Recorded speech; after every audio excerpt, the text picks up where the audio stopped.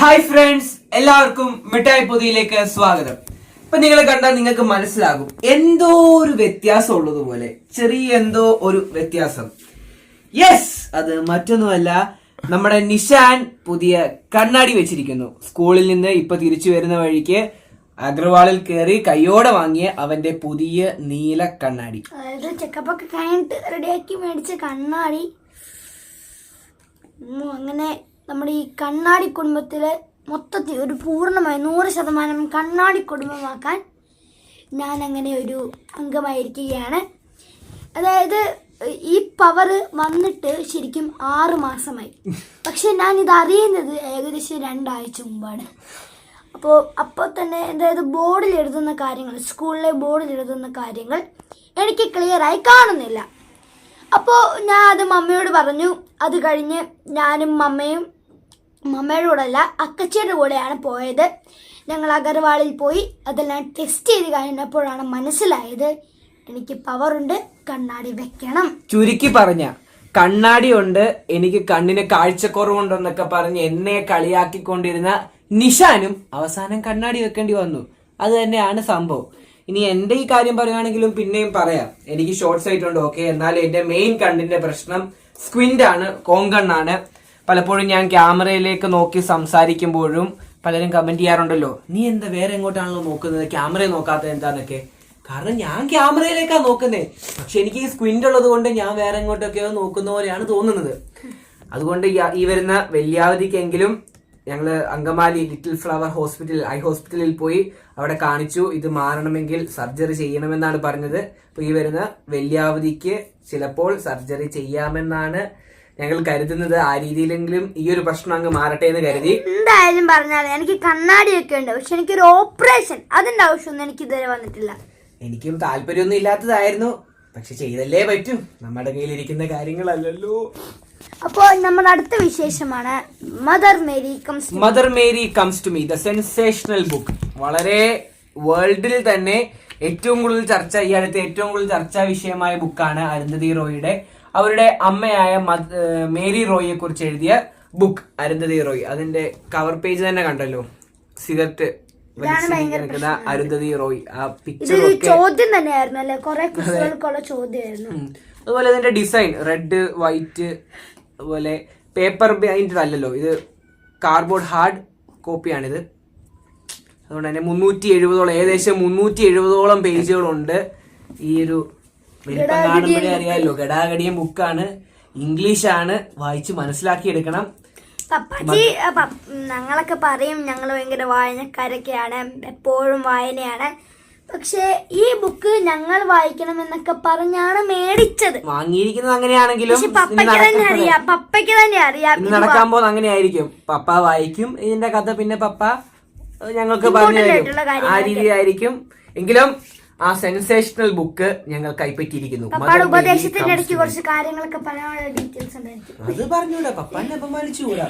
ഇനി ഞാനിപ്പോ ചെയ്തുകൊണ്ടിരുന്നത് നവംബർ 2 എന്താ ഞങ്ങളുടെ CH പ്രതിഭ ക്വിസ് സ്റ്റേറ്റ് ലെവൽ മത്സരം 1-ാം തീയതി കോഴിക്കോടുണ്ട്.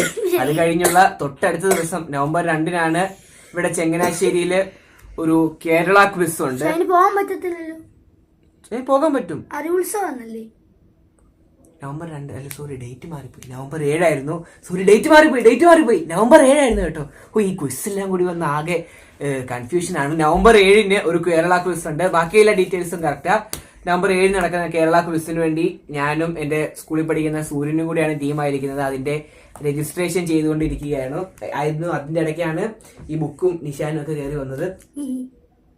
അതുപോലെ നാളെ 31-ാം തീയതി രാത്രി 12 മണിക്ക് ഞങ്ങൾ ഇവിടെ നിന്ന് ട്രെയിൻ കയറും കേട്ടോ.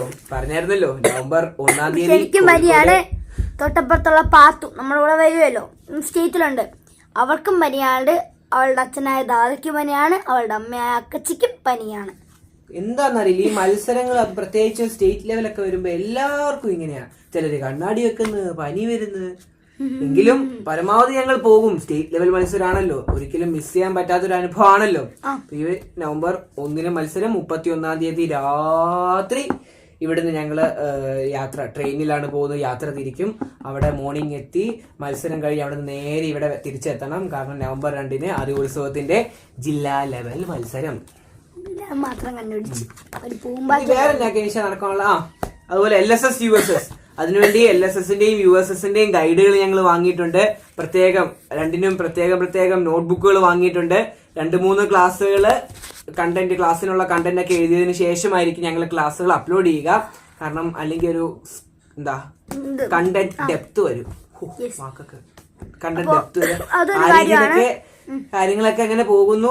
പിന്നെ മിഡ് ടേം എക്സാം വരുന്നു, അത് കഴിഞ്ഞ് ക്രിസ്മസ് എക്സാം വരുന്നു. ക്രിസ്മസ് എക്സാം കഴിഞ്ഞ് ക്രിസ്മസ് അവധിക്ക് ഞങ്ങളുടെ NSSന്റെ 7-day ക്യാമ്പ് വരുന്നു. അത് കഴിഞ്ഞ് ആനുവൽ എക്സാം വരുന്നു. അത് കഴിഞ്ഞ് ഞങ്ങൾ അത് ജയിക്കുന്നു. ഞാൻ +2 ഞാൻ 6ാം ക്ലാസ്സിലെത്തുന്നു. അത് കഴിഞ്ഞ് ഞങ്ങൾ അവിടുത്തെ ഓണം എക്സാം വേറെ ലെവലിലേക്ക് എത്തുന്നു. ജീവിതത്തിന്റെ ഉന്നതകളിൽ നമ്മൾ എത്തുന്നു. അതിന്റെ ഇടയ്ക്ക് പറ്റുവാണെങ്കിൽ അടുത്ത വർഷം അക്ഷരമുറ്റത്തിന്റെ സ്റ്റേറ്റ് എങ്ങനെയെങ്കിലും എത്തണമെന്ന്. അത് കഴിഞ്ഞിട്ട് 1 ലക്ഷം രൂപ അടിക്കുന്നു. അതെ, 1 ലക്ഷം രൂപ അടിക്കുന്നു. അതിന് കാറ് വാങ്ങുന്നു, വീട് വാങ്ങുന്നു, ജോലി വാങ്ങുന്നു. അങ്ങനെ പോകണം. അങ്ങനെയൊക്കെ അങ്ങ് പോകണം. അപ്പൊ അതൊക്കെയാണ് കാര്യം. പിന്നെ നീ വെളിയിൽ എന്താണോ ഭയങ്കര എരിവാണല്ലോ? എരിവല്ല, അത് ചിക്കൻ കറി ഉണ്ടാക്കുന്നു. ചിക്കൻ കറി ഞങ്ങളുടെ മോട്ടിവേഷൻ മിസ്സിനൊക്കെ ഉണ്ടല്ലോ. അപ്പൊ മോട്ടിവേഷൻ മമ്മ ചിക്കൻ കറി ഉണ്ടാക്കുന്നു. അതിന് സവാള അരിഞ്ഞിട്ട് കണ്ണൊക്കെ നിറഞ്ഞിരിക്കുകയാണ്. അതിന് വളരെ സയന്റിഫിക് ആയിട്ട് ഉത്തരം വേണം. സവാള അരിയുക അല്ലെങ്കിൽ സവാള എന്ന് പറയുന്ന ആ ഒരു പച്ചക്കറി മണ്ണിനടിയിലാണ് കൃഷി ചെയ്യപ്പെടുന്നത്. മണ്ണിനടിയിലുള്ള പല കീടങ്ങളും ചെറുജീവികളും മറ്റ് പ്രതിസന്ധികളിൽ നിന്നുമെല്ലാം ഈ സവാളയെ രക്ഷിക്കുക എന്ന രീതിയിൽ ഇതിനുള്ള ഒരു ഡിഫെൻസീവ് മെത്തേഡ് എന്ന് പറയുന്നതാണ് ഈ സവാള നമ്മുടെ കണ്ണൊക്കെ എരിയാൻ കാരണം. അപ്പൊ ഈ സവാളയില് നമ്മളിങ്ങനെ മുറിക്കുമ്പോൾ അതിലുണ്ടാകുന്ന പല രാസപ്രവർത്തനങ്ങളിലൂടെ ഒരു സംയുക്തം ഉണ്ടാവും. ആ സംയുക്തം സവാള മുറിക്കുമ്പോൾ അത് നമ്മുടെ കണ്ണിലെ ജലപാളിയിൽ വീഴുമ്പോൾ ആ ജലപാളിയും ഈ സംയുക്തവും കൂടി ചേർന്നുണ്ടാകുന്ന രാസപ്രവർത്തനത്തിൽ നമ്മുടെ കണ്ണുകളിൽ സൾഫ്യൂറിക് ആസിഡ് ചെറിയ രീതിയിൽ നിർമ്മിക്കപ്പെടുകയും ആ സൾഫ്യൂറിക് ആസിഡ് കാരണം നമ്മുടെ കണ്ണ് നിറയുകയും ആ കണ്ണ് നീരൊഴിച്ചിറങ്ങി നമ്മൾ കരയുന്നത് പോലെ ആവുകയും ചെയ്യുന്നതാണ് സവാള മുറിക്കുമ്പോൾ അതിന് പിന്നിലുണ്ടാവുന്ന സയന്റിഫിക് കാര്യം. ഒന്നുകൂടി പറയാൻ പറഞ്ഞേനെ. ഇന്നത്തെയും കുറച്ച് ഇനി വരാനിരിക്കുന്ന ദിവസങ്ങളിലെയും വിശേഷങ്ങളൊക്കെ അറിഞ്ഞല്ലോ അല്ലേ? അപ്പോ കാര്യങ്ങളൊക്കെ കിടക്കട്ടെ, ടൈമില്ല, കാര്യങ്ങളൊക്കെ ചെയ്യണം. അപ്പൊ ബൈ, പുതിയ വീഡിയോ കാണാം. കോട്ടയത്തിൽ നിന്നും കണ്ണാടി വെച്ച നിശാനൊപ്പം